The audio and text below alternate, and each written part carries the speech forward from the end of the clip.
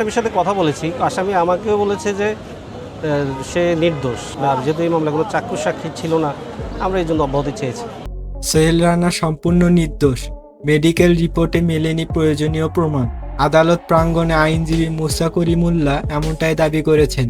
রাজধানীর পল্লবীতে শিশু রামিসার ঘটনায় দায়ের করা মামলায় নতুন দাবি উত্থাপন করেছে আসামি পক্ষের আইনজীবী।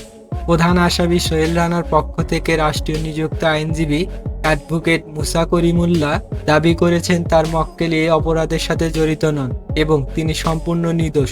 তিনি বলেন, যেহেতু এটি একটি অত্যন্ত গুরুত্বপূর্ণ মামলা এবং আসামির বিরুদ্ধে সুনির্দিষ্ট অভিযোগ আনা হয়েছে, সেক্ষেত্রে ভিকটিমের শরীরে থেকে সংগৃহীত আলামতের ফরেনসিক পরীক্ষা অত্যন্ত জরুরি ছিল।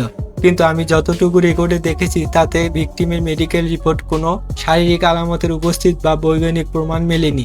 মামলার ক্ষেত্রে এটি একটি অত্যন্ত গুরুত্বপূর্ণ বিষয়।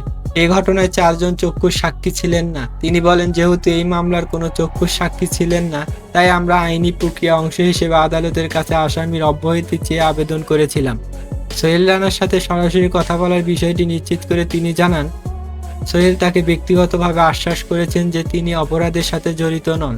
তবে আদালত প্রাঙ্গণে সোহেল রানা কর্তৃক ডলার নামের অন্য এক ব্যক্তির উপর দোষ চাপানোর চেষ্টা করেছে। সে বিষয়ে আইনজীবী বলেন, ডলার বা অন্য কারো নাম আসামি আমার কাছে বলেনি। এ বিষয়ে আমি কিছু জানি না। সোহেল রানা যদি নির্দোষ হয় তবে ঘটনার পর কেন তিনি বাসা থেকে পালিয়ে গেলেন? সাংবাদিকদের এমন প্রশ্নে আইনজীবী মুসা কবির বিল্লাহ বলেন, আপনারা যে প্রশ্নটি করলেন সে কেন পালালো তা আমি কিভাবে বলবো? এটা তো আসলে সাক্ষ্য প্রমাণের বিষয়।